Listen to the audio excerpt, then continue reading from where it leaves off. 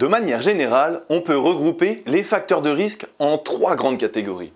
La première, les facteurs humains. La seconde, les facteurs liés aux infrastructures. Et la dernière, les facteurs liés aux véhicules.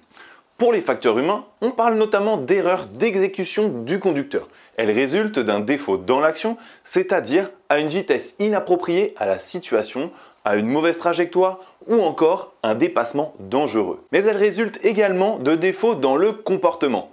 En effet, en plus de l'inexpérience, la conduite d'un nouveau mode de déplacement tel qu'un EDPM peut créer un sentiment d'invulnérabilité et mener à un excès de confiance chez l'utilisateur. Enfin, même en EDPM, rappelons que la consommation d'alcool et de drogue entraîne une perte d'attention, de réflexe et une baisse de vigilance, augmentant ainsi le risque d'accident. Concernant les infrastructures, on fait notamment allusion à la dégradation des espaces de circulation dans le temps, ainsi que les obstructions naturelles telles que les nids de poules, les gravillons ou encore les feuilles mortes.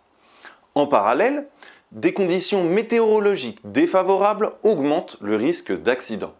Faites attention aux passages piétons et aux plaques d'égout qui sont des zones glissantes en cas de pluie, mais également aux rafales de vent qui impactent votre trajectoire. Et n'oubliez pas que lors de vos déplacements, vous circulez en présence d'autres usagers qui ne respectent pas toujours les règles. Il est alors nécessaire d'anticiper leurs prochains mouvements afin d'éviter tout accident, notamment de collision. Et la dernière catégorie, les facteurs de risque liés à votre véhicule. À l'achat d'un EDPM, veuillez à ce que votre engin dispose de tous les éléments requis pour circuler en toute conformité avec le code de la route.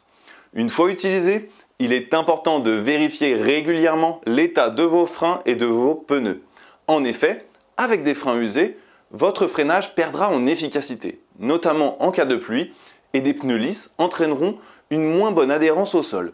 Cela vaut également pour vos feux. S'ils sont cassés, vous ne bénéficierez pas d'une bonne visibilité.